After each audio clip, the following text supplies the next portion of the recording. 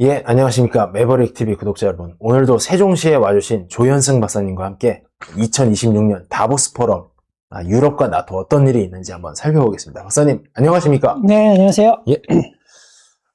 다보스 포럼이 이제 어떻게 보면은 전 세계에서 유명한 사람들이 많이 모였다 이런 행사로 볼 수도 있지만 지금 첨예한 국제정치의 이런 이슈들이 다뤄지고 있기도 합니다. 그렇죠. 네. 마크롱 대통령이 멋진 선글라스를 끼고 왔던데 이거 어떻게 보십니까? 글쎄요. 당시 무슨 자기가 스티비 원더도 아니고 왜 선글라스를 끼고 왔는지 모르겠어요. 예. 스티비 원더는 이제 까만 선글라스였는데 네. 마크롱 대통령은 은색으로. 그러니까 스티비 원더는 흑인이잖아요. 예. 이 사람은 은색으로. 네. 예, 지금 제가 여기다 다보스 포럼의 여러 나라들 그림을 그려놨는데 상세하게 유럽 상황, 그린랜드 말씀 여쭙겠습니다. 다시 한번 조현승 박사님 소개해드리면 인디애나 대학에서 경제학 박사를 하시고 산업연구원에서 20년 넘게 여러 연구 활동을 하시면서 지금 보시는 여러 채널들에서 평론해주고 계신 그런 전문가이십니다. 오늘 순서는 그린랜드, 그 다음에 우크라이나 전쟁, 그 다음에 EU와 나토 상황, 유럽의 좀 안타까운 상황까지 돌파보고 마무리하겠습니다. 먼저 그린랜드입니다. 박사님, 이 그린랜드가 제가 보니까 지도마다 크기가 좀 다르게 나오더라고요. 그렇죠. 예. 이게 뭐 크다고 봐야 되는 겁니까? 작다고 봐야 되는 겁니까? 꽤 크죠. 그래도 그 정도면 굉장히 큰 섬인데 이제 우리가 보통 일반적으로 보는 지도는 북쪽으로 갈수록 좀 커 보이게 더 나오긴 하죠. 그런데 아무리 그런 거 감안하더라도 상당히 큰 땅이죠. 그린랜드. 예, 지금 이 국제정치의 핵심 이슈가 되어 있는 이 그린랜드. 이 트럼프 대통령이 또 마크롱 대통령에 대해서 또 한 소리를 했어요. 너 세 보이려고 선글라스 끼고 온 거냐? 그렇게 터프해 보이지는 않는다는 생각이 갑자기 들었습니다. 다시 한번 이 위치를 자세하게 보면은 그 ICBM을 중국이나 러시아에서 쏘면은 거의 이 그린랜드를 지나간다 그래요, 박사님. 네. 이 방위에 굉장히 핵심적인 그 북극하고 굉장히 가깝네요, 여기가. 그렇죠. 예, 상당히 많이 얼어 있고 굉장히 어떻게 보면은 우리나라 일반적인 세계 지도에서는 되게 벽지, 뭐 이렇게 소외된 지역처럼 보이는데 사실은 유럽과 미국, 러시아가 첨예한 대립을 벌이고 있는 그런 지역이다. 이 주민은 몇 명 안 되네요. 제가 알기로는 그린랜드가 한반도의 22배인가 25배의 크기라 그러는데 5만 6천 명이 살고 있습니다. 사실 그 5만 6천 명도 대부분 다 남쪽에 살죠. 북쪽은 뭐 어차피 사람이 못 사니까. 예. 서북 쪽에 그 미군 기지가 있고요. 대부분이 그 이누이트 원주민들이 한 80~90%의 그 비중을 차지를 하고 있습니다. 덴마크 사람은 7% 정도밖에 안 되는 것 같고, 이 영어로 적어놨는데, 이게 이제 타임즈 오브 인디아에서 이제 그린랜드의 영유권에 대해서 간단하게 적어놓은 건데, 한글로 정리를 하면, 이게 제가 뭐 엄청 역사를 잘 아는 게 아니라서, 뭐 정확하지 않을 수 있는데, 어쨌든 덴마크가 처음 발견해가지고, 지금까지 영유권을 이렇게 하다가 2차 대전 때 미국한테 좀 SOS를 쳤다가, 덴마크가 트럼프 연설 들어보니까 2차 대전 때 독일한테 6시간 만에 깨졌다고 그렇게 얘기를 하더라고요. 싸워보지도 않고 사실 생각을 했죠. 예. 그래서 지금은 주민투표에 의거해가지고 독립선언을 할 수는 있다고 하는데, 뭐 덴마크 의회의 동의도 필요하다고 합니다. 결국에는 덴마크가 동의를 해줘야 되는 거다. 요걸 조금만 부연 설명을 하자면은, 덴마크가 사실은 한때는 유럽의 최강자 중에 하나였죠. 그런데, 북유럽의 최강자였었는데, 나중에 이제 뭐, 가면 갈수록 좀 영토가 쪼그라든 나라예요. 스웨덴 빠지고, 노르웨이도 덴마크보다 훨씬 이제 덴마크 사람들이 깔보는 어디 시골 사람들로 생각했는데, 독립을 한 다음에 거기에 또 유전이 나오고 이러면서 1인당 소득도 역전되고 해서, 덴마크 사람들이 이제, 굉장히 피해 의식이 강하다 그러더라고요. 그러니까 과거에는 컸는데 점점 작아졌다. 축소 지향형 그래가지고, 자기네들은 이제 소국으로서 거기서 그냥 이렇게 대국으로 성장할 그런 건 다 포기하고 소국으로 남아있으면서 소소한 만족을 느끼며 살겠다라고 자기네들은 그렇게 대외적으로 얘기를 하는데 남들이 가가지고 니네가 옛날에 컨텐츠 참 작아졌다 이렇게 얘기하면 아주 발끈해가지고 화를 낸대요. 예, 약간 그런 약간 이중성도 좀 많이 보이는 나라 중에 하나입니다. 예, 이게 겸손의 역설이겠죠. 내가 남한테 겸손하게 네. 이렇게 하면은 상관이 없는데 남이 나를 깔보면은 또 기분이 그러니까 그 똑같은 겸손이라는 게 자기가 세서 하는 겸손이 아니라 진짜로 밀리다 보니까 어쩔 수 없이 나오는 생존 전략으로서의 겸손인데 그걸 남이 이제 있는 그대로 얘기를 하면은 굉장히 화를 내는 거죠. 그렇죠. 그래서 그린랜드에 대해서 가장 좀 핵심 이슈로 떠오른 세 가지 중에서 첫 번째, 히토류를 한번 말씀을 드려보겠습니다. 그 전에 근데 미국 옛날에 트루먼 대통령도 그 1억 달러의 골드를 줄 테니까 넘겨라. 이런 제안을 한 바가 있다고 합니다. 그렇죠. 예, 예. 미국이 굉장히 오랫동안 여러 번 오퍼를 했었는데 이게 레어 얼스라 그러죠. 히토류가 굉장히 많은 걸로 지금 보도가 되고 있습니다. 일단 추정은 되는데 아직 정밀한 추정은 측정은 안 한 상태예요. 근데 그럼에도 불구하고 상당히 많은 그 광물들이 들어있고 그 중에서도 특히 요즘에 이제 막 부상하는 그 히토류가 그린란드에 상당히 많다. 이렇게는 대부분 이제 믿고 있죠. 예, 지금 얼핏 봐도 뭐 구리, 다이아몬드, 뭐 흑연, 뭐 철광석, 니켈, 뭐 별게 다 있는 것 같습니다. 네. 이거는 이제 그린랜드 정부에서 직접 발간한 자료로 추정이 되는데 보면은 이게 내륙 지역은 눈으로 뒤덮여 있어서 하나도 탐사조차도 안 해본 것 같고 그렇죠. 네. 이거 실제로 파보면은 굉장히 많은 자원이 나올 수도 있겠다라는 생각이 들어요. 장기적으로는 그렇죠. 근데 아직까지는 이제 채굴 가능성이 별로 없기 때문에 지금 인식이 되고 있는 것들도 사실은 굉장히 꽁꽁 언 땅을 깊이 파내려가야 있다라는 그런 얘기가 있습니다. 그래서 그 자원 부존량을 조사해 놓은 이 자료가 있는데, 거의 미국 다음으로 히토류의 매장량이 많은 걸로 지금 보고가 되고 있는데, 정제에서는 지금 빵이다, 빵. 네. 예. 아예 없죠. 채굴 비용이 아마 많이 들어서 그런 것 같습니다. 근데 아마 내륙에서 많이 발견이 되면은, 거의 매장량이 뭐 러시아나 호주에 근접할 수도 있겠다라는 생각이 들고 있는 거죠. 그래서 지금 문제가 되고 있다. 여기에 이제 빌 게이츠하고 뭐 에스티 로더 가문의 후계자하고 뭐 피터 틸이 다 관심을 갖고 있다라는 얘기도 좀 있어요. 사실 저도 관심은 있는데 예, 투자할 돈이 없어서. 예, 그렇습니다. 두 번째 이슈는 이제 안보 쪽으로 이제 조금씩 넘어가겠습니다. 북극 항로이죠. 이게 북극해에 눈이 지금 좀 녹아서 항로가 지금 많이 열리고 있다라는 얘기가 있습니다. 예, 사실 그래서 이제 북극 항로가 나오는데 이게 북동 항로하고 북서 항로가 있죠. 우리나라에 북동 항로는 이제 시베리아 위쪽으로 가는 거고 우리나라 쪽에서 더 관심을 갖는 거는 북동 항로가 되는 거죠. 실제로 러시아에서 2015년인가 그때 했던 야말 프로젝트라는 게 있어요. 그 야말 반도, 그 시베리아 쪽에 있는 그 야말 반도에서 나오는 주로 LNG죠. 그 LNG를 채굴해서 그 LNG 선으로 이렇게 보내는 건데 우리나라도 참여를 했죠. 그때 그 대우조선해양, 그러니까 지금 하나오션이죠. 예.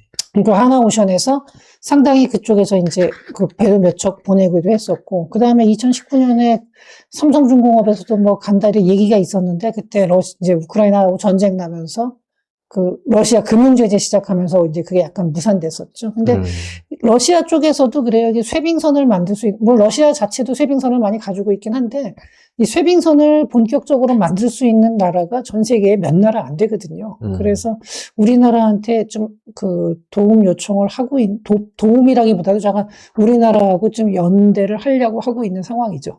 예. 이 다음 그림을 보시면 이 북동 항로를 이제 조현승 박사님 말씀해 주셨는데 지금 뭐 원유를 나른다 그러면 호르무즈 해협을 나와서 인도를 거쳐서 말라카 해협을 거쳐서 남중국해 거쳐서 한국으로 오는 건데 이제 러시아 위쪽으로 돌아서 어떻게 보면 일본하고 러시아 그 해협이 또 하나 있지 않습니까? 거기로 오면은 거의 뭐 한 보름을 단축할 수 있다라는. 네, 이게 굉장히 그 단축도 될 뿐만 아니라 그 지정학적인 위험을 물론 러시아만 이제 그 가만히 있는다면은 러시아만 가만히 있는다면은 지금 사실은 이제 다른 그 뭐 해적이라든가 이런 건 없는 거죠. 네, 이제 위쪽으로 오게 되면 상당히 싸고 그다음에 이게 우리나라한테는 좀 기회가 될 수도 있는 게 딱 내려오면은 부산항이에요. 그렇습니다. 물론 일본의 항구도 있는데 일본 항구가 우리나라의 부산항보다는 이 선적 규모가 좀 작습니다. 그것도 그렇고 이제 네. 그 오사카나 도쿄로 가려 그러면은 또 많이 돌아야 되죠. 예, 좀 돌죠. 예, 예. 돌고 그 다음에 이제 중국에서도 뭐 상하이하고 닝보에 또 항구가 있긴 하지만 부산을 그건 지나가는 거거든요. 예. 그러니까 아무래도 부산이 더 이제 유력한 그 정착지가 되는 거죠. 그러니까 동아시아의 허브 항구가 된다 그러면 부산이 입지가 가장 좋은 건 맞죠. 예, 예. 그래서 이제 얼음이 녹으면서 이 항로가 많이 단축되면은 이제 그 항행 거리도 7,000km 정도가 이제 단축이 된다고 하니까 이 거리를 단축한다라는 게 사실은 모든 신대륙을 발견하고 이런 원정을 떠나는 원동력이 아니겠습니까, 박사님? 그렇죠. 예, 그래서 상당한 경제적 효과가 예상이 된다. 그리고 저는 여기서 무슨 생각이 드냐면 이 러시아가 지금 서방권이나 미국에서 그 중국을 견제를 하려고 많이 생각을 하고 있는데 이 서방권에 대해서 적대적인 스탠스를 좀 누르고 이 중국을 포위하는 그 망의 그 마지막 어떻게 보면 퍼즐이 저는 러시아라는 생각이 들거든요. 굉장히 러시아가 경제적으로 이득을 많이 볼 수 있는 그런 프로젝트가 아닌가 생각이 됩니다. 예, 지금 당장은 사실 중국하고 러시아하고 친하게 친밀하게 지내는 것처럼 보이지만 그 두 나라가 사이가 좋을 수가 없거든요. 국경을 맞대고 국경 간의 분쟁도 많이 있었고 또 러시아 내에서도 지금 지나치게 중국에 종속되는 거 아니냐라는 불안감이 상당히 있다 그러거든요. 그런 면에서 봤을 때 중국의 영향을 받지 않는 항로를 러시아가 쥐고 있다는 것 자체로 굉장히 큰 자기네의 자산이 될 수가 있는 거죠. 예, 그 두 나라가 사실은 뭐 부비부비를 하고 있는 것 같지만 사이가 안 좋다라는 게 그 최근에 그 송유관, 천연가스 송유관에서도 좀 드러나는 것 같습니다. 그 시베리아의 힘 2인가 그럴 거예요. 그 송유관을 러시아에서 이제 내륙으로 그 가스를 보내는 송유관을 중국에다가 이제 보내는 송유관을 만들었어요. 그러니까 중국에서 쓰는 천연가스의 한 8에서 9% 정도 1년 동안 쓰는 거예요. 그 정도를 보낼 수 있는 양인데 그거 갖다가 중국이 가격을 후려친 거예요. 그러니까 러시아 소비자 가격만큼 깎아달라. 러시아가 돈이 없어서 좀 비싸게 사줘야 될 것 같은데, 동맹이라 그러면은. 근데 그거 갖다가 러시아가 이제 일반적으로 수출하는 가격보다 훨씬 더 후려치는 거예요. 그래가지고 협상이 결렬됐거든요. 그러니까 러시아도 지금 안 그래도 자기네가 전쟁하느냐고 돈 많이 들고 굉장히 힘들어 죽겠는데, 동맹이라고 하는 데서 가격을 후려쳐가지고 지금 계약이, 그게 한 2년 전에 나왔던 얘기인데, 지금까지도 그쪽으로 가스를 못 보내고 있거든요. 그러니까, 러시아하고 중국하고 사이가 지금 좋은 것 같지만 절대로 좋을 수가 없는 나라들입니다. 예, 제가 볼 땐 서로 누가 먼저 통수를 칠 것인가를 재고 있는. 늘 둘 사이는 항상 그렇습니다. 예, 거기다가 이제 중국하고 인도가 사이가 안 좋은데, 또 인도는 러시아하고 관계가 좋아요.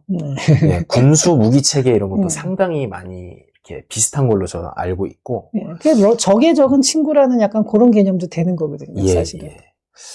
그래서 요 그림, 이제 그린랜드의 위치에 대해서 좀 정확히 알려드리려고 여기저기 이제 뭐 알자지라 거, 뭐 이제 그린랜드 정부에서 나온 거 그림을 많이 보여드리고 있습니다. 그래서 다시 한번 제가 이따가 말씀드리겠지만 그 그린랜드 바로 위가 북극인데 러시아나 중국에서 탄도미사일을 쏘면은 그린랜드 근처를 반드시 지나가야 됩니다. 그러니까 중국에서 쏘면 러시아 뚫고 그린랜드 뚫고 캐나다 뚫고 미국 북부로 이제 탄도미사일이 날아오는 거죠. 그래서 골든돔을 하려면 여기를 확보해야 된다는 게 지금 이제 미국의 논리입니다. 사실 또 그린란드가 만약에 미국의 어떤 군사 기지가 군사 기지화 된다면 실제로 미국에 편입되지 않더라도 미국의 어떤 군사 기지가 설치가 되고 거기서 이제 방위를 담당한다 그러면은 이게 러시아하고 중국 입장에서는 엄청나게 눈엣 가시가 될 거예요. 중간에 장애물이 없이 미사일이 날아올 수 있는 거거든요, 여기서. 그리고 이 그림의 그 동남쪽 17시 방향을 보시면 이 북유럽과 서유럽 국가들의 영공 방위라든지 교역로에서도 그린랜드의 방위를 확실히 하는 게 생명선에 가깝다라는 거를 알 수가 있습니다. 여기서 또 이제 중국이 빠질 수 없죠. 이제 이 북극 실크로드라고 하는 프로젝트에서 지금 또 이제 미국이 문제를 삼는 게 지금 덴마크가 중국의 어떤 연구선이라든지 이런 그 탐사선 같은 거를 다 허용을 해줬다 그래요. 그래서 여기저기 다니면서 지하에 해저 그 그림하고 이제 그 매핑을 다 하고 있다고 합니다. 요거는 이제 약간 설명을 더 드리자면요. 예. 우리가 바다를 보면은 바다가 평평하잖아요. 예. 배가 바다 위에서는 어디로도 갈 수 있을 거라고 착각하는 분들이 많은데, 실제로는 그렇지가 않은 게, 이게, 물론 원양으로 가면 그래요. 근데, 이 연안으로 왔을 경우에는요, 바다가 도시랑 똑같아요. 그러니까 삐쭉 튀어나온 바위도 있고, 그렇게 쭉 꺼진 데가 있고, 또 조류에 따라서 휘감기는 데가, 그러니까 바다라고 하더라도 어디든지 마음대로 갈 수 있는 게 아니라요. 갈 수 있는 길이 정해져 있거든요. 그러니까 밑에 바다를 탐사한다는 거, 강하고 바다 같은 경우를 이 해저를 그 지도를 그려낸다라는 것 자체가 배가 다닐 수 있는 길을 확보한다는 뜻이에요. 예. 그 탐지. 그래가지고 그게 굉장히 중요한 거거든요, 사실. 예, 그러니까 이제 그 골든돔이 사실은 중국에서 탄도미사일 쏘는 거 막는 거는 너무 쉽습니다. 지금 기술로도 할 수가 있는데, 비대칭 전력이라고 얘기하는 게 SLBM. 어디에 있는지 모르는 잠수함에서 쐈을 때가 이제 그 요격하기가 어려운 건데, 그렇죠. 특히 그린랜드는 쏘자마자 캐나다 건너서 바로 미국 북부에 타격을 줄 수 있기 때문에, 덴마크가 여기에 대해서 중국 배들에 대해서 이거를 마음대로 지금 매핑을 하고 돌아다니는 거를 허용해 줬다라는 것 자체가 어떻게 보면 미국뿐만 아니라 서방의 집단안보 체제에 심대한 위협을 제기하는 거라고 볼 수도 있어요. 이게 잠수하면 특히 더 그런 게, 아까 제가 이렇게 바다 안에도 이게 바위나 암초, 여기는 대부분 다 알고 있는데 이게 군사적으로 어떤 의미가 있는지, 이 부분에 대해서 조금 더 깊게 말씀을 드리자면은, 더 깊은 바다가 있고, 더 높은 바다가 있고, 바다 안에도 암석이 크게 이제 솟아있는 데가 있고 이렇거든요. 네. 그럼 잠수정 같은 경우는 큰 배들도 가다가 좌초하는 경우가 많지만, 이 잠수함 같은 경우는 가다 걸려요.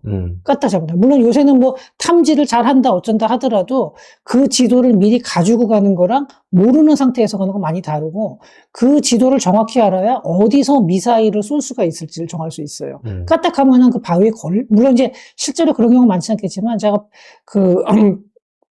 이게 안에 자연 지형 그 장애물이죠. 바다 안에. 이게 위에서는 안 보이는 거거든요. 그러니까 밑을, 해저를 탐사를 해서 그 매핑을 해놨다 그러면은 이 바다 안에서 어디쯤 가서 뭘 쏠 수 있다, 이런 걸 갖다가 정확히 미리 사전 계획을 짤 수가 있는 거죠. 그 다음에 이제 쏘면 위치가 발각되니까 이제 도망튈 길도 미리 그렇죠. 다 봐놔야 되는 거고요. 그래서 상당히 민감한 문제입니다. 제가 그림을 이제 재미나이로 그려왔는데, 이제 미사일을 쏘면은 거의 그린랜드를 지나게 되고, 그린랜드까지 골든돔의 범위에 넣겠다라는 것이 지금 트럼프 행정부의 어떤 계획이다. 이런 얘기입니다. 그 다음에 여기 보시면은 지금 이미 러시아가 군사기지를 엄청나게 많이 박아놨어요. 그러니까 어떻게 보면은 러시아가 한 2-3천 킬로미터, 그거보단 좀 더 되겠지만, 한 중거리 미사일만 쏴도 북미권을 얼마든지 위협할 수 있는, 지금 미국으로서는 머리에 핵을 이미 이고 있는 상황이다. 이렇게 좀 볼 수가 있겠습니다. 근데 만약에 그린란드를 미국의 군사기지화 하면은 거기다가 이제 헬멧 하나로 이제 보호막을 칠 수가 있는 거죠. 그렇죠. 예. 그래서 골든돔, 그 핵심이 바로, 그린랜드의 레이더와 어떤 그런 군사 탐지 장비들을 다 갖다 놓는 것이 되겠다. 말씀드렸죠. 골든돔. 이게 수십 년 아니고 한 10년, 20년 동안 몇 조 달러가 든다라고 합니다. 요거의 정확한 명칭은 스케일러블 홈랜드 이노베이티브 엔터프라이즈 레이어드 디펜스, 줄여서 쉴드, 방패라는 의미가 되는 것 같고요. 여기서 이제 또 저희 구독자 여러분들 인텔 주식에 관심이 많으시니까 여기 반도체 전자 소프트웨어 예산이 1,510억 달러, 한 230조 원 정도가 배정이 되어 있습니다. 여기에서 첨단 그 로직 반도체 공급사로 인텔이 선정됐다라는 거 다시 한번 말씀을 드리고요. 제가 안 그래도 이걸 한번 찾아봤는데, 그린랜드 사람들은 미국에 편입되는 거에 대해서 어떻게 생각할까? 그 여론조사한 게 나왔는데, 그 찬성하는 사람은 10%가 채 안 돼요. 대부분 다 반대를 하는데, 그러니까 그린랜드 그 원주민들은 덴마크든 미국이든 둘 다 침략자다, 이렇게 생각을 하고 있어요. 둘 다를 별로 안 좋아하는데, 아마 지금 현재 상태로는 그렇지만 군사적인 위협이 나타났을 때 실질적으로 그럼 보호해 줄 수 있는 나라가 어디냐. 러시아나 중국의 위협으로부터 그린랜드를 보호해 줄 수 있는 나라가 과연 덴마크냐 미국이냐로 가게 된다 그러면은, 그거는 이제 실용적인 선택을 하게 될 겁니다. 그래서 이제 꼭 편입까지는 아니더라도 미군 기지의 설치라든지 그 미국한테 일부 이제 광산 개발권을 주면서 미국이 와서 그 국방을 이제 대신 해주는 이러한 형태로 장기적으로는 가게 될 가능성도 상당히 높은 거죠. 예. 이제 그 유럽과, 그러니까 나토, 유럽연합과 미국의 관계를 지금부터 이제 다시 설명을 드리겠습니다. 이번에 다보스 포럼에서 가장 좀 많은 유럽의 관심을 받았던 행사는 이 유크레이니언 브렉퍼스트, 우크라이나 조찬 모임이 있었습니다. 여기서 유럽의 주요국 정상들이 다 모였고요. 나토 사무총장 마크 루터도 이제 참석을 했는데 얼핏 보면 굉장히 단결해가지고 유럽연합이 다시 한번 전략적 자율성을 확보하고 다 같이 강철의 단일대우. 이거는 약간 옛날에 공산주의 투쟁을 할 때 쓰던 용어인데 어쨌든 단일대우로 나아가야 된다라는 것처럼 보이지만 조현승 박사님과 제가 찬찬히 살펴본 결과 뭔가 이상한데라는 생각이 좀 근데 이제 이 조찬 행사 이제 전후로 또 이 재를 뿌리는 분들이 많이 나왔어요. 이제 독일 총리 메르츠가 이제 미국의 단극 시대는 끝났다. 우리는 우리 살 길 찾겠다. 난 네가 싫어. 이런 발언을 한 바가 있습니다. 요즘 독일도 상황이 안 좋은데. 그리고 전쟁통에 선글라스를 끼고 나타난 우리 마크롱 대통령. 미국에 대해서 거의 가장 세게 얘기를 한 것 같아요. 유럽연합을 종속시키려고 한다. 이 미국 나쁜 놈들. 경제 안보 주권을 우리가 되찾아야 된다. 그러니까 돈 좀 쓰지, 전부터. 예. 돈을 패션에 많이 쓰는 모양입니다. 먹을 거하고. 그 다음에 유럽연합 집행위원장, 폰데라이언도 나와서 노스텔지어, 옛날의 질서가 돌아오기를 바랄 수 없다. 우리 전략적 자율성을 지켜야 된다. 이러면서 누구한테 갔냐? 인도로 갔습니다.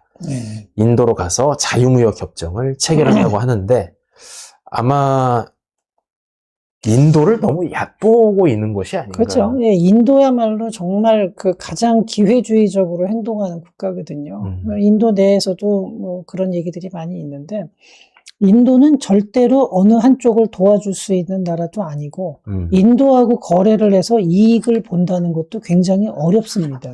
그런 걸 할 수 있는 나라는 아마 중국 정도가 아닐까요? 중국도 인도는 굉장히 버거워하거든요. 상대하는 거를. 아예 약속이라는 개념이 별로 그런 게 없어요. 아예 없어요. 인도 사람들은 그런 게 없기 때문에 뭐 인도 내에서도 뭐 그런 얘기는 해요. 우리가 확실하게 친서방 스탠스를 취하는 게 그나마 장기적으로 지속 가능한 방법이다. 이렇게 주장한 사람도 있지만 상당히 많은 인도의 외교 전문가들은 우리는 영원히 스윙을 해야 된다라고 또 얘기를 하고 있거든요. 그러니까 인도는 그렇게 믿을 만한 파트너가 되기는 어렵습니다. 예. 어쨌든 급한 나머지 인도에까지 가서 무역협정을 체결하려고 했다. 그 다음에는 이 벨기에 총리입니다. 이제 베버 총리인데 지금 유럽의 상황을 이게 행복한 가신이 될 건지 비참한 노예가 될 건지 후자에 가깝다. 그다음에 AI 식민지가 될 것 같다. 스스로 강해져야 된다. 뭐 거의 유럽 정상들이 하는 얘기가 다 같아요. 근데 사실 이렇게 얘기를 한다 그러면은 국방비를 진작에 늘렸어야 돼요. 그렇죠. 러시아 우크라이나 전쟁이 났는데도 불구하고 그동안 잘 안 늘렸어요. 트럼프 대통령이 와가지고 막 난리를 치기 전까지는 국방비를 별로 안 늘렸어요. 그래 놓고서 이제 와서 이런 소리를 하면은, 그러니까 미국이 하는 얘기가 당장 유럽을 쳐들어가겠다가 아니라 우리가 나 이제 니네 군사적으로 별로 안 도와줄게. 그랬더니 이런 얘기를 하는 거거든요. 사실 이러니까 말이 잘 안 먹히는 거예요, 이게.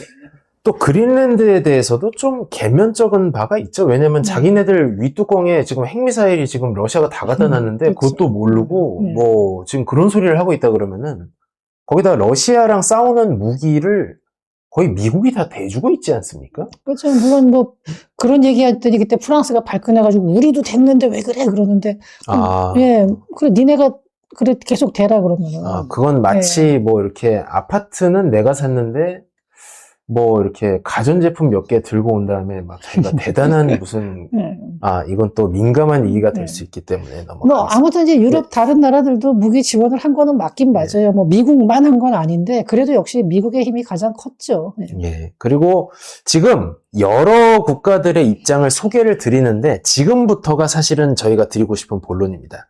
뭔가 강철의 단일 대우를 만든 것 같은데 제가 볼 땐 오히려 그 깊은 분열상을 노출시켜버린 것이 아닌가라는 생각이 들어요. 이 유크레이니안 브렉퍼스트에서 가장 좀 세게 말을 한 분이 요 알렉산더 스탑이라는 핀란드 대통령입니다. 지금 푸틴은 완전히 다 실패하고 이제 그 전쟁을 빨리 종료시키는 거를 강제할 수 있다. 그리고 우크라이나가 EU와 나토에 가입해야 된다. 근데 사실은 이거 하려다가 전쟁이 난 거 아니겠습니까?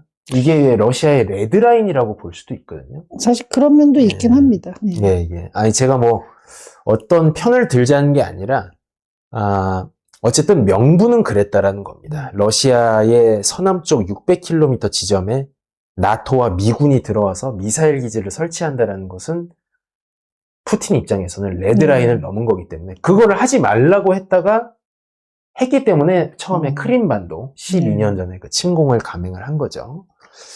그 다음에 또 세게 얘기하신 분이 크로아티아 총리 플랭코비치입니다. 영토 포기 절대 하지 마라. 하량 한 평도 안 된다. 우크라이나 EU 나토 가입을 지금 결단해야 된다. 이거 보면은 이제 동유럽, 북유럽 국가들이 좀 말을 세게 하는 것 같습니다. 아무래도 가장 러시아의 위협을 직접적으로 느끼는 데다 보니까 이쪽 지역이 예, 크로아티아도 옛날에 영토를 상당 부분 뺏겼다가 금방 되찾은 경험이 있다고 하고요.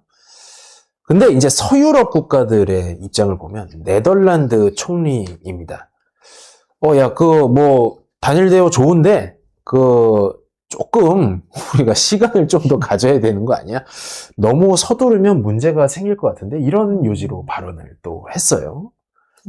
그 다음에는 벨기에 총리가 아까는 가신 노예 얘기하더니 러시아 동결 재산을 지금 당장 몰수하는 거는 또 위험하다 이런 얘기를 또. 그러니까 이게 보면요. 서유럽 중에서도 독일, 프랑스는 사실 문제가 생겼을 때 러시아하고 직접 충돌을 하는 가장 강대국이거든요. 근데 벨기에하고 네덜란드는 사실 독일, 프랑스의 방패 뒤로 숨어 있는 나라들이에요. 그러다 보니까 조금 더 온건한 스탠스를 취하는 것 같습니다. 그 다음에 요번에 가장 세계적으로 정치적 스타가 되었다라고 보도가 되는 분이 이제 캐나다의 신임 총리 마크 카니 총리입니다. 이게 보니까 굉장히 강력한 연설을 하고 그 다음에 중국하고 신전략적 파트너십을 하겠다 이렇게 또 상하이로 날아가서 상당히 시진핑 주석과 이거 가디언 보도인데 친밀한 모습을 보이셨어요. 근데 트럼프가 한번 해봐. 너 그러면은 관세 100% 때릴 거니까 한번 해봐. 사실은 이거는 지난번에 트루도 총리 때 그 사람도 결국은 미국의 이제 눈밖에 벗어나면서 그거 외에도 여러 가지 실정이 있었지만 상당히 캐나다 경제를 어렵게 만든 적이 있거든요. 근데 아마 저는 이번에 이제 이 마크 카니 같은 경우는 그 정도로 그렇게 좀 무대뽀는 아니기 때문에 적당하게 하면서 좀 균형을 잡아가지 않을까 생각을 합니다. 지금 주요 품목으로 논의되는 게 중국하고 이제 카놀라유, 전기차 관세 조금 요런 얘기라서 대대적인 거는 아닌데 또 이제 트럼프가 한 소리 하니까 이제 중과 FTA 할 생각은 없다 이렇게 해놨습니다. 근데 제가 혼자 생각하기로 이 마크 카니 총리가 중국하고 이제 붙는 거, 그 다음에 월드 에코노믹 포럼에서 강경한 발언을 한 게 여러분들 기억나실 겁니다. USMCA. 이게 나프타를 대체하는 북미 3국 간의 무역협정인데 매 6년 다시 연장을 하고 합의 세부 조정을 하는 협상이 지금 예정이 돼 있거든요. 여기서 뭔가 유리한 조건을 얻어내기 위해서 지금 요런 판을 벌리고 있는 것이 아닌가. 근데 이 마크 카니는 지난번에 트루도만큼 그렇게 무대뽀는 아니에요. 사실 그 사람은 정말로 좀 무슨 생각을 하는지 알 수 없을 정도의 돌발적인 행동을 많이 했었거든요. 이 사람은 그 정도는 아닌 걸로 알려져 있습니다. 예, 지금 그 USMCA도 보면은 처음에 라이트하이저가 이거를 주도해서 만들었을 때는 상당히 뭐 잘 만들었다 이런 평가를 받았는데 지금 3국 다 모두 불만이 있어요. 이거를 좀 살펴보면은 USMCA가 매년 6년 동안, 매 6년 공동 재검토를 하게 돼 있는데 2020년에 라이트하이저가 주도한 게 2036년까지 가게 돼 있습니다. 근데 이제 중간에 점검 회의를 하는 거고 요번에 7월 달에 요게 이제 추가 연장 16년, 2052년까지 요거 그대로 간다. 요게 합의가 안 되면 매년 재검토를 하는 그런 체제로 지금 들어가게 됩니다. 아마 후자로 갈 거라는 예상들이 많아요. 이제 뭐가 불만이냐 그러면 지금 미국이 이제 멕시코에 대해서는 이게 중국 우회 수출 기지로 지금 활용되고 있다라는 그런. 사실 요거는 이제 그 라이트하이저도 사실 트럼프 2기가 출범하기 전에도 이미 이 얘기를 했었거든요. 멕시코는 분명히 우리의 우방이지만 중국의 우회 수출로로서 너무 이제 미국을 괴롭히고 있다. 이런 얘기를 한 적이 있었거든요. 책에서. 네. 저희가 나중에 이제 국제무역 데이터로 지금 이게 어떻게 돌아가는지에 대해서 상세하게 나중에 말씀을 여쭙겠습니다만 근데 또 셰인바움 대통령이 미국 말을 또 조금 수용을 한 것 같아요. 올해부터 이거 뉴스 많이 보셨을 건데 FTA 미체 결국에 대해서 멕시코가 최대 50% 관세를 부과한다. 여기에는 중국과 인도, 한국도 포함이 되어 있습니다. 셰인바움 대통령도 미국하고 그렇게 계속 대립각을 세우는 건 현실적으로 불가능하다는 건 알고 있을 겁니다. 네, 그렇기 때문에 강성이라고 알려져 있었지만 그렇다고 뭐 미국하고 완전한 대립각은 그거는 뭐 현실적으로 안 된다. 옵션에서 배제한 거죠. 그래서 타협을 좀 하면서 가는 것 같습니다. 예. 어쨌든 요번 다보스 포럼에서 미국과 유럽 각국 정상들이 굉장히 감정적으로 대립을 하는 모습, 그리고 북미 대륙에서도 캐나다가 선두를 서서 뭔가 미국 단극 체제에 대한 불만을 쏟아내는 거를 다 봤는데 딱히 뭔가 조직적이고 지도적인 그런 뭔가 목소리가 나오기에는 아직도 지금 좀 부족한 상황이 아닌가. 유럽의 가장 큰 문제가 바로 이런 건데 당장 눈앞에 러시아라는 상당히 강력한 적이 나타났고 또 그 등 뒤에 중국과는 이제 직접 물리적인 충돌은 아니지만 경제적인 면에서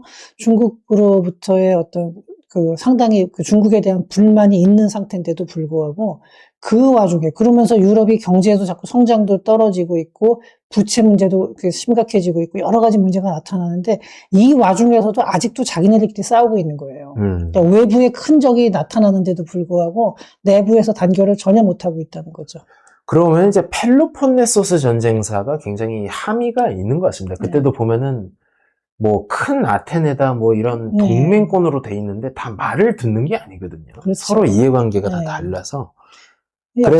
역사는 계속 반복되는 것 같아요. 그 역사에서 교훈을 얻는 사람이 많지 않은 것 같습니다. 그래서 이 유럽연합에 대한 이야기를 한번 상세하게 조현승 박사님께 여쭤보겠습니다.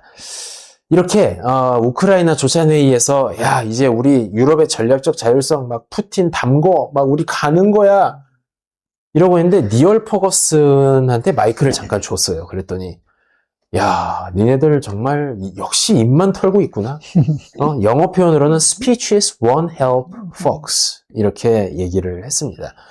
왜 행동을 안 하는 거냐. 그냥 이 입털 시간에 우크라이나에 보낼 드론 공장이나 하나 좀 지어라 제발. 그리고 지금 러시아한테 왜 이렇게 가스를 많이 사오는 거야. 그거 좀 그만 사라 좀. 이 니얼 퍼거슨 같은 경우는 힘의 논리를 갖다가 기본적으로 이 사람의 사상은 결국 힘의 논리가 지배한다라는 거거든요. 근데 유럽은 명분이라든지 여러 가지 다른 쪽에 대해서 너무 값어치를 두면서 그런 것만 따지면서 실제로 해야 될 일은 손수 이제 나서지 못한다. 국방비 증액을 진작에 했어야 된다라는 거죠. 그런 걸 하지도 않아놓고 자기가 자기 스스로를 지킬 만한 어떤 노력을 하지 않은 상태에서 미국에 대한, 그러니까 자기를 지켜주는 미국에 대한 불만을 얘기하고 있거든요. 이 과거에 아테네가 망할 때랑 좀 비슷해요. 아테네 사람들이 딱 이랬거든요. 근데 지금 하는 거를 보면은 니얼 퍼거슨이 딱 보기에는 좀 그거랑 비슷한 행동이 유럽에서 나타나고 있다라고 생각을 하는 거죠. 그리고 이제 아테네 얘기가 나서 근데 조금 이제 맥락은 안 맞습니다만 이제 그 필로폰네소스 전쟁사에 보면 이 멜로스 회담이라는 게 이제 나옵니다. 이제 멜로스 섬이 굉장히 약소국이고 어떻게 보면 그린랜드 같은 그런 처지인데 네. 아무 힘도 없는데 아테네가 가서 이 전쟁에 우리랑 같이 해줘야겠다 그러니까 거기 이제 그 뭐라 그럴까요? 지도자 그룹이 네. 나와서 우리는 뭐 국제 규범을 준수하고 그래서 뭐 절대 당신들의 뭐 그런 거에 힘의 논리에는 뭐 할 수 없고 우리는 공정한 양심에 따라서 이렇게 우리 독자의 우호적인 이제 네. 동맹으로 남아 있겠다. 예, 뭐 이제 그런 얘기를 하다가 제가 기억하기로는 그게 상당히 명대사로 그 필로포네스 전쟁사에 지금 남아 있는데 그거는 아테네 사람들이 그거는 너 생각이고 말 안 들으면 죽을 줄 알아라. 그래서 결국 말을 안 듣습니다. 그래서 성인 남자, 멜로스 섬의 성인 남자가 모조리 참수되고 아이들과 여자들은 모두 노예로 전락했다라는 굉장히 국제정치에서 유명한 얘기거든요. 그래서 러시아랑 전쟁 중인데 러시아 수출도 잔뜩 늘려줘. 그다음에 거기 돈 대고 있는 미국한테 막 또 삿대질을 해.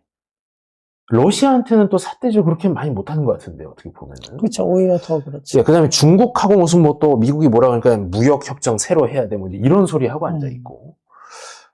제가 볼 땐 니얼 퍼거슨도 상당히 영국도 상황이 별로 안 좋아서. 저 사람도 얼굴 표정이 굉장히 화가 나 있네요. 예, 뭐 술도 한잔 하신 것 같다는 생각. 듭니다. 어쨌든 이걸 보면 지금 그 유럽의 상황이라는 게 다보스에서 보이는 뭔가 멋진 그런 현실이 아니다. 서로 지금 다 입속이 다르다라는 거를 알 수 있는 것 같습니다. 그래도 이제 나토 사무총장은 우리가 정신 차리자. 왜 그러냐면, 그러니까 이 양반이 지금 그 트럼프의 무력 사용 옵션을 이제 배제하는데 가장 큰 역할을 했다 그래요. 이제 우리 유럽연합이랑 나토도 그린랜드에다가 뭔가 해야지 러시아, 중국 핵을 머리에 이고 갈 수는 없지 않냐. 우리 교역 항로 지켜야 되고. 그래서 이분이 북극 안보 프레임워크를 만들자라고 제안을 했다라고 합니다. 사실 아마 이제 이거는 트럼프가 상당히 기다렸던 얘기일 거예요. 네, 트럼프가 결국은 그 그린랜드를 가지고 흔들어서 나토의 군대들이 이제 같이 대러시아 방어막을 치는 데에 일정 부분 기여하게끔 만든 거죠. 만약에 이번 빅딜로 뭐가 나오게 된다 그러면은 상당히 그 대서양 동맹에 있어서 21세기의 가장 중요한 이벤트로 남게 되지 않을까 생각이 됩니다. 아마 트럼프도 뭐 미국 역사에서 또 이름이 한번 나오긴 나오겠죠. 근데 이제 지금 나토는 아직도 약간 아까 저희가 뭐 정신을 못 차렸다 이게 심하게 얘기하면은 그런 상태라고는 하지만 좀 더 위협이 가시화된다면 그렇다면은 조금 달라지겠죠. 실제로 또 2020년 국방비 예산은 많이 늘리기로 얘기를 했더라고요. 예. 국방비 예산 많이 늘렸습니다. 그래서 이따가 뭐 말씀드리겠지만 이탈리아도 지금 그것 때문에 뒤숭숭하고 이제 유럽 그 국가들의 상황을 오늘 좀 저희가 좀 비판적으로 보고 있죠. 유럽에 대해서. 이제 영국, 독일, 프랑스, 이탈리아, 이제 유럽의 주요국이라고 할 수 있는 곳들이 지금 다 재정 부채, 모든 뭐 산업, 제조업 기반들이 다 사라져가고, 영국도 국가 부채가 지금 거의 4,000조에 육박을 하고 있다고 해서 독일은 계속해서 연속적인 역성장을 하고 있고, 그 중에서 이제 복지 예산을 깎고 방위비를 올려야 되는데, 내부적으로 굉장한 지금, 갈등을 겪고 있는 것 같습니다. 이게 과연 경제와 산업이 유럽이 가능할까요, 박사님? 예.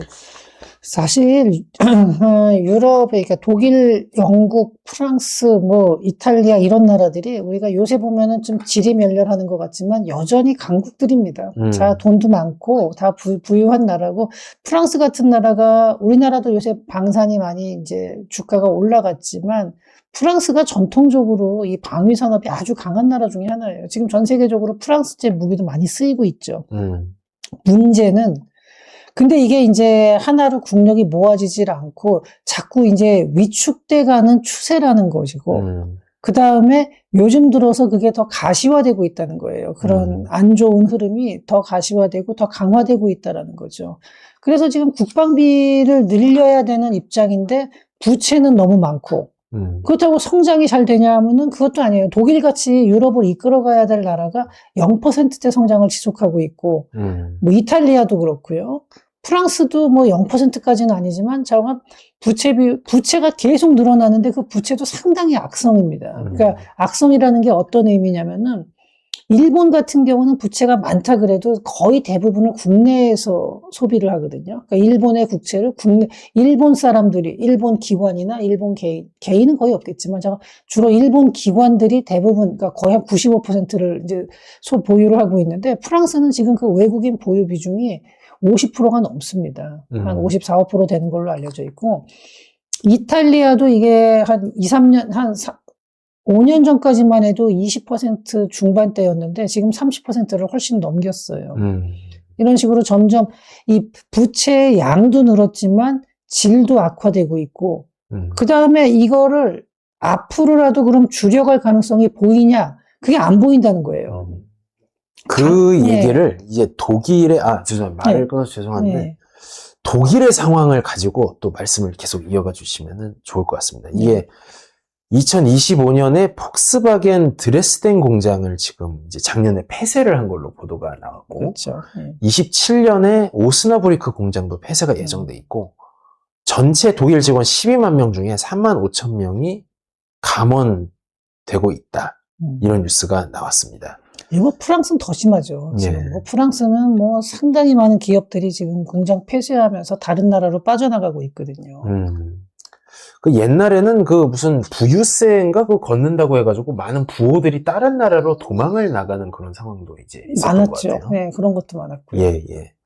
그리고 지금 폭스바겐뿐만이 아니라 바스프, 뭐 컨티넨털, 뭐 티센크룹, 보쉬 이런 기업들도 국내 공장을 27년까지 거의 다 폐쇄를 하고 정리해고 감축. 근데 또 웃긴 거는 중국의 시설 투자가 또 많아요. 이런 부분들이 문제인데 중국의 사실은 독일 자동차가 중국 진출해가지고 한때는 돈을 많이 벌었죠. 그랬는데 지금은 그것 때문에 오히려 독일 자동차 산업의 경쟁력이 저하되고 있다. 중국 때문에. 기술 탈취도 많이 당했고, 그 다음에 기술 탈취 외에도 이제는 독일 시장이 독일의 유럽차 소비 시장이 많이 줄었거든요. 요새 중국도 내수가 위축이 되면서. 근데 이런 상황에서 지금 적대적인 국가라고 할 수 있는 중국에다 또 시설 투자를 한다라는 것 자체도 너무 단기적인 이익을 쫓고 있는 게 아닌가. 그런 생각이 듭니다. 그리고 이제 제가 볼 때 이제 가장 좀 치명적인 게 저희 메르켈 총리 때인가요? 독일도 스스로 원자력 발전소를 다 자진 폐쇄를 했고요. 저는 그 메르켈 같은 사람은 무슨 생각을 하면서 사는 사람인지 모르겠어요. 아마 뭐 인류의 미래를 생각하시면서 근데 인류의 미래에 원자력이 필요할 것 같다는 생각이 저는 좀 그렇죠. 인류의 미래를 위해서라도 원자력은 좀 더 유지했어야 되는 거죠. 녹색 에너지를 따라가다가 지금 뭐 전쟁이 났는데도 뭐 에너지도 없고 뭐 이래가지고 그리고 메르켈 때 가장 큰 실수 중에 하나가 에너지 의존도를 러시아한테 엄청나게 이제 높였다는 거예요. 그러니까 러시아 가스가 그 노드스트림으로 들어오는 게 세상에 그 독일하고 러시아하고 그때 잠깐 사이가 긴장이 완화됐다 하더라도 전통적인 적대국인데 그 적대 국가한테 자기네 에너지 안보를 절대적으로 맡긴다라는 게 얼마나 어리석은 행동입니까? 결국 이번에도 러시아에서 들어오는 가스관이 막히면서 공장에서 생산 차질이 굉장히 많이 일어났거든요. 그건 정말 좀 이해할 수 없는, 이거는 지금 와서 그 결과론이 아니라 그 당시에도 독일 내에서도 그 비판이 굉장히 많았어요. 러시아를 어떻게 믿고 에너지 안보를 러시아한테 다 맡기냐. 그 얘기가 상당히 그 당시에도 많이 있었어요. 그러니까 심지어는 메르켈 물론 간첩일 리는 없는데, 제가 그런 얘기까지도 나올 정도로 그렇게 비난을 지금은 비난을 받을 만한 결정입니다. 그리고 이제 전 유럽 중앙은행 드라기 총재께서 한 2년 전에 EU는 지금 맛이 갔다. 내가 보니까 미중에 맞서서 연간 1,100조 원을 신규 투자해야 된다. 그다음에 탈탄소 정책에 대해서 이제 앞으로 유럽에 산업은 없을 거다. 그렇게 하면. 그래서 2024년에 투자 좀 하라고 그렇게 얘기를 했는데도 지금 마지못해서 국방 예산을 좀 늘리는 거 말고는 딱히 뭔가 크게 개선되는 게 별로 없어 보인다라는 것이 안타까워 보이는. 그렇죠. 지금 이제 부채가 자꾸 늘어나고 있는데 이 부채가 지금 이제 요 다음에 프랑스 그림을 한번 보겠습니다. 제가 프랑스에 대해서 간단하게 말씀을 드리자면요. 프랑스는 이 부채가 그러니까 프랑스는 제가 전제는 뭐냐면 지금 여전히 잘 사는 나라고 선진국이고 산업 경쟁력도 분야별로 보면 상당히 강합니다. 뭐 비행기도 만들고 방위산업 기술이 그렇게 좋다는 거는 열처리 기술부터 시작해서 상당히 제조업 경쟁력이 높은 나라인 거는 사실인데 지금 흐름 자체는 굉장히 꺾여서 추락하고 있는 흐름인데 부채는 엄청나게 많아요. 그리고 디지털 전환이 잘 안 되다 보니까 신규 산업들 있죠. 새로운 산업들은 전부 다 밀려 있어요. IT 관련된 쪽이나 이런 거. 지금 미국을 이끌고 나가는 매그니피센트 세븐 같은 그런 기업들은 유럽에서는 거의 나타나질 않고 있습니다. 근데 프랑스가 이런 상황에서 그러면은 새로운 산업에 투자할 수 있는 돈이 그렇게 있느냐? 그게 잘 안 돼요. 부채가 너무 높아가지고. 프랑스의 지금 그 부채가 올라가는 속도가 굉장히 빠르고 아까 제가 부채가 악성이라 그랬잖아요. 네. 그러니까 작년에 그 바이루 총리가 자기 총리직을 걸고서 긴축안을 제안을 했다가 결국 그 긴축안이 통과되지 않으면서 총리 해임이 됐죠. 근데 이 프랑스가 이렇게 제가 더 부정적으로 보는 이유는 지금부터라도 정신 차리고 긴축하고 하면서 돈 쓸 때 쓰고 뭐 국방비도 늘리고 아니면 산업에도 투자하고 이렇게 한다 그러면은 금방 프랑스 같은 나라는 경쟁력을 회복을 하는데 저는 그게 될 가능성이 굉장히 낮다고 보는 이유가 현재의 프랑스의 정치 구도를 보면 알 수 있어요. 프랑스는 지금 현재 정당은 굉장히 많은데 의석수가 정당은 많은데 이게 선거에 나오면 세 개의 그룹으로 나눕니다. 그러니까 첫 번째가 좌파 쪽의 신인민전선. 그래가지고 거기가 굴복하지 않는 프랑스라는 그 당이 있는데 멜라숑이라는 분이 거기 이제 대표로 있고요. 이게 좌파 연합이에요. 그 다음에 이제 중도 좌파 정도가 되는 게 이제 그 마크롱 총리죠. 여기가 뭐냐면 르네상스라는 당인데 그 당을 중심으로 중도 진영이 뭉쳐서 만든 게 앙상블이라는 연합입니다. 그 다음에 이제 국민연합이 있죠. 르펜이 이끄는. 지금은 르펜은 이제 대표는 아니지만, 르펜이 이끄는 국민연합인데, 이 셋이 어느 쪽도 과반수를 차지하지 못하고 있어요, 지금. 근데 다들 이념은 굉장히 다르고, 뭐, 특히 이민자 문제나 이런 부분에 대해서 굉장히 성향이 다른데도 불구하고, 여기서 한 가지 저희 공통점이 있다면 전부 다 복지 재정을, 이렇게 야당이 되면 무조건 복지를 늘리겠다예요. 왜냐하면은 비슷비슷한 상황이다 보니까 상대방 표를 조금만 가져오게 되면은 집권을 할 수가 있어요. 그러니까 서로 나서서 복지를 늘리겠다 그래요. 복지를 줄이겠다 그러면 그건 나는 집권 안 하겠다라고 선언하는 거랑 같은 얘기예요. 이러다 보니까 자꾸 우리가 뭐 르펜의 국민연합을 극우 그러는데 무슨 극우가 복지를 잔뜩 늘리자 그래요. 극우라고 하면 안 되고 그냥 극단적인 그 민족주의 정당이라고 얘기하는 게 맞겠죠. 근데 어쨌든 언론에서 극우라고 하니까 저도 그 표현을 쓴다 그러면은 좌우를 가리지 않고 전부 다 복지 파퓰리즘으로 가고 있는 거예요. 그러니까 긴축이라는 게 될 리가 없고 그 다음에 써야 될 돈을 자꾸 연금도 개혁을 해야 되는데 연금 개혁한다고 얘기하면 정치 생명이 끝나거든요, 프랑스에서. 그렇게 된 상황이니까 거기다가 뭐 실업급여 엄청나게 받아야 되죠.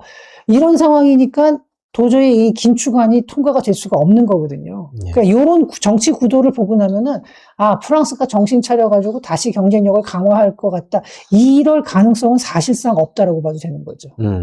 연금 개혁 말씀을 하시니까 저는 이 그림이 좀 찾다 보니까 인상 깊었습니다. 이게 증가율을 보니까 한국이 좀 비슷해요. 근데 제가 알기로는 한국이 공공기관 부채를 합치면 또 이거에 거의 배가 넘는다라는 얘기가 있던데. 근데 그거는 이제 다른 나라도 좀 그래요. 공공기관 부채는 다른 나라도 좀 빼고 계산하거든요. 다른 나라도 뭐 공기업이나 이런 거를 다 합치면 훨씬 커지죠.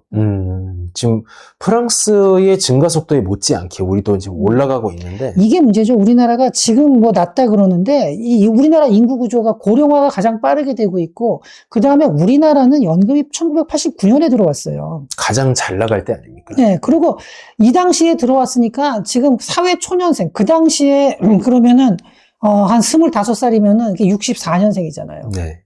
아직까지 이 사람들이 연금을 잘 안 받고 있어요. 그러니까 지금 연금을 받는 사람들은 30대, 40대에 낸 사람이라 받는 액수가 적어요. 그럼 앞으로 한 10년, 20년 지나면은 연금을 받는 사람의 숫자도 늘어나지만 1인당 연금 수급액도 확 뛰어요. 이거를 생각을 하고서 있어야 되는데 지금 현재 다른 나라보다 부채 비율이 낮다고 해서 재정 확장을 한다라는 거는 굉장히 후세대한테 짐을 갖다가 그냥 왕창 갖다 주는 거예요. 우리 후세대들 젊은 사람들은 어떻게 살라고 지금 이런 짓을 하고 있는 건지 저는 이런 거는 우리가 그 프랑스나 이탈리아의 사례를 보면서 좀 반면교사로 삼아야 될 것 같습니다. 예. 뭐 저희 지방선거도 있고 앞으로 뭐 기본소득 뭐 이런 얘기도 이제 좀 많이 나오는 것 같고 이미 기본소득이 뭐 일부 시행됐다라는 얘기를 제가 들은 것 같은데. 글쎄요, 뭐 지금 이탈리아 같은 경우 뭐 기본소득 예. 다음 슬라이드에 보면은 요게 이제 멜로니 총리가 얼마 전에 또 이제 한국을 방문해가지고 이제 또 이재명 대통령하고도 이제 뭐 여러 가지 반도체라든지 협력 얘기도 하고 돌아갔는데 이탈리아의 기본소득이 몇 년 전까지만 해도 있었다라는 거를 저는 몰랐어요. 그렇죠. 그 이제 뭐 정확한 이탈리아 용어로는 시민소득이라고 이제 돼 있는데 이거를 절반으로 축소한다라는 걸로 또 굉장한 홍역을 치른 바가 있고 그 다음에 올해 2026년 이탈리아 예산안이 상당히 좀 충격으로 다가왔다라고 합니다. 그래서 그 이탈리아의 뭐라 그럴까요? 노동자 총연맹이라 그래야 될까요? 거기서 작년 12월 12일에 전국적인 규모의 총파업이 지금 났다라는 그런 얘기도 있었습니다. 이탈리아가 그나마 저런 개혁안을 통해서 조금 재정 상황이 좋아졌어요. 작년하고 재작년에, 그러니까 아주 심각하게 안 좋다가 조금씩 이제 좋아지고 있고, 성장도 아마 그 약간 반등을 했다 그래요. 근데 반등을 했다 그래봤자 뭐 0.8% 이런 식인데, 아직 1%가 안 되는 수준인데, 적어도 이제 그동안 보면 마이너스 성장도 많았었거든요, 이탈리아가. 그러다가 이번에는 조금 나아지는데, 이탈리아는 워낙에 그동안 오랫동안 마이너스 성장도 많이 했었고, 실질적으로 2000년대에 들어와서 성장이 거의 없어요. 그러니까 조금 올라갔다가 다시 마이너스도 있고, 뭐 왔다 갔다 하면서 거의 성장이 정체되어 있는 나라였는데, 그런 상황에서 이게 지속이 되다 보니까 더 이상 이런 식으로는 어렵구나라는 거를 사람들이 이제 조금씩 받아들이는 것 같아요. 그나마 기본소득을 축소했다라는 것 자체가 그게 통과가 된 거거든요, 어찌됐든. 그거 보면은 그나마 이제 이게 오랜 기간 동안에 지나친 장기 침체를 겪다 보니까 사람들이 이렇게는 안 된다라는 인식을 하는 사람이 조금 늘어난 걸로 보입니다. 그리고 저는 또 이런 생각이 드는데 그 유럽이 그 불법 이민을 많이 지금 불러들여가지고 어떻게 보면은 그 사회의 어떤 그 뭐라 그럴까요? 응집력이라 그럴까요? 이런 것이 상당히 많이 앞으로 떨어지지 않겠나라는 생각이 많이 들어요. 상당히 그렇죠. 더군다나 이제 뭐 스웨덴에서는 이미 그게 뭐 심각하게 드러나고 있고요, 이미. 그 다음에 이제 독일 같은 나라는 아직 그 정도까지는 아닌데 독일이건 어디건 간에 많이 드러났죠. 이미 이런 극단적인 민족주의 정당이 그렇게 많은 의석수를 얻는다는 것 자체가 사회에서 분열이 심하게 되고 있다는 얘기거든요. 더군다나 이제 이탈리아 같은 경우는 그게 더 심한 게 원래부터 남부하고 북부하고는 완전히 다른 나라였거든요. 남부 하면은 그 영화 대부에 나오는 그런 마피아가 좀 생각이 납니다. 약간 시칠리아도 포함해서요. 그러다 보니까요. 그 남부하고 지역 정당들이 많아요, 이탈리아가. 아까 프랑스도 제가 이게 세 개의 큰 흐름으로 나눴는데, 정당을. 이탈리아도 보면 지역 정당들이 많아서 무슨 일을 하건 간에 그 지역 정당은 거기서 의석수를 내요. 그러니까 이탈리아 내에서 국회의원 그 의석을 가지고 있는 정당이 10개가 넘습니다. 그러니까 이렇게 당이 막 붙어져 있으니까 이탈리아는 오래전부터 항상 연정으로밖에 갈 수 없는 게 이 지역 정당이 뿌리를 강하게 잡고 있어서 그래요. 그러니까 하나의 목소리를 내기가 어려웠는데 여기다가 이민자들까지 들어와요. 그 이민자에 반대하는 또 강한 민족주의 정당도 들어와요. 파시오 정당도 들어오고. 그러니까 이렇게 되니까 이러한 정치적 혼란 때문에 이탈리아도 사람들이 저희 제조업에서는 그렇게 큰 힘을 못 쓰는 걸로 착각을 하는데 안 그래요. 이탈리아도 자동차, 램보르기니나 페라리가 다 이탈리아 거잖아요. 근데 그거를 만들 수 있는 여러 가지 기계 공업들 있죠. 기계 산업 같은 경우 이탈리아가 제조업이 유럽에서 제조업 강국 중에 하나입니다. 제조업 비중이 상당히 높은 편이에요. 선진국 중에서 이탈리아가. 그리고 이탈리아도 보면 그 엔진 만드는 거나 이런 거 보면 기술력이 상당한 나라인데도 불구하고 이게 이제 대형 기업들이 성장을 잘 못하고 2000년대 이후에는 어떤 IT 산업, IT 전환에서 이제 실패한 이런 것들이 이탈리아가 현재 침체된 길을 오랫동안 걷게 되는 그 이유 중에 하나인 거죠. 예, 예. 그러고 보면은 이탈리아는 보니까 노조 그거에 대한 그 법도 굉장히 특이하더라고요. 그렇죠. 뭐 15명만 넘어가면 노조 사무실이 그러니까 노조가 반드시 있어야 되고 노조 사무실까지 놔야 돼요. 아, 그럼 의무적으로. 그 상임 노조 그 간부 같은 것도 설치를 해야 되겠죠?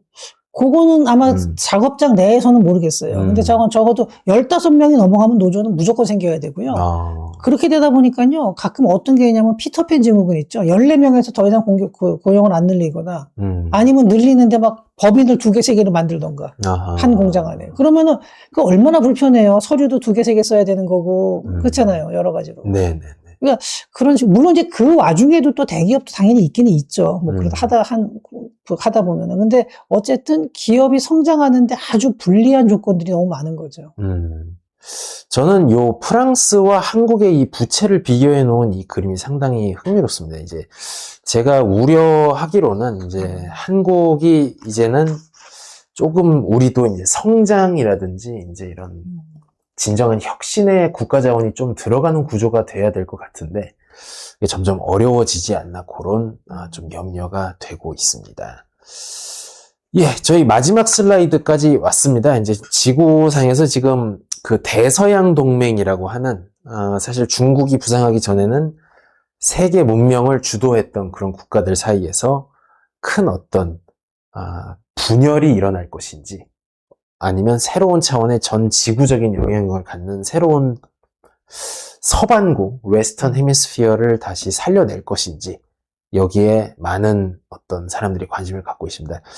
여기서 제가 마지막으로 박사님께 한번 그 마무리 말씀 부탁드리고 싶은 거는 매버릭 TV 네가 뭔데 뭐 이렇게 자꾸 국제 정세에 대해서 뭐 이렇게 세종시 방구석에서 네가 이렇게 얘기를 하냐 이렇게 생각하실 수 있는데 만약에 대서양에서 이 우리가 의존하고 있는 그 미국과 서방권의 힘이 약화된다 그러면 다음 차례는 바로 아시아입니다.